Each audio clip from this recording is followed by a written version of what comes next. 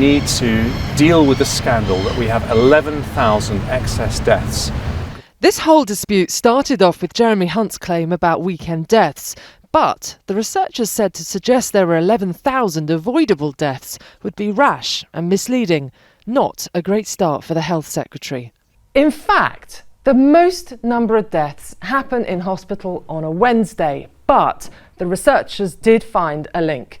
They show that if you are admitted to hospital on a Friday, Saturday, Sunday or Monday, what doctors call a weekend, then 30 days later there are increased deaths. Why? Well, one explanation may be that if you've been admitted to hospital on a weekend, you are already pretty sick. But the academics did say there were challenging questions about reduced service provision at weekends. Jeremy Hunt wants junior doctors to be part of the answer. Junior doctors agree that weekends are understaffed, but they say it's often them left doing all the work, which is why they are locked in dispute with the government over hours and pay.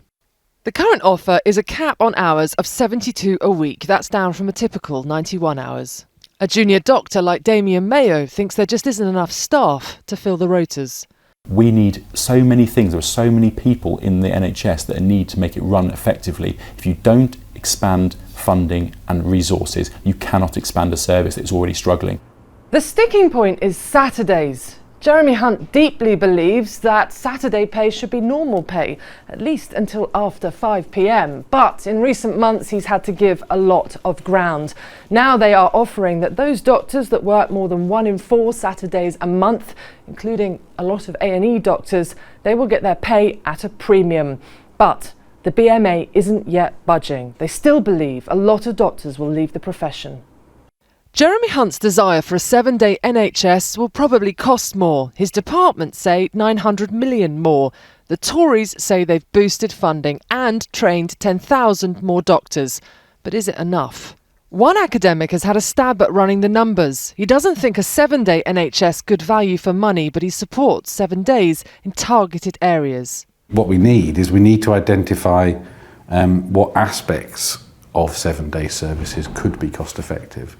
So I think a sort of a global programme to make all of the NHS 7-day, we know that cannot be cost effective. But there will be some things which the NHS could do, which might be on a much smaller scale, focused on very specific patients and very specific problems, and that might be cost effective. Jeremy Hunt does have support to make a truly 7-day NHS, and if he brings it about, it will be quite a legacy.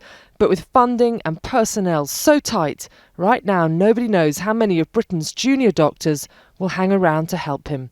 Allegra Stratton, News at 10.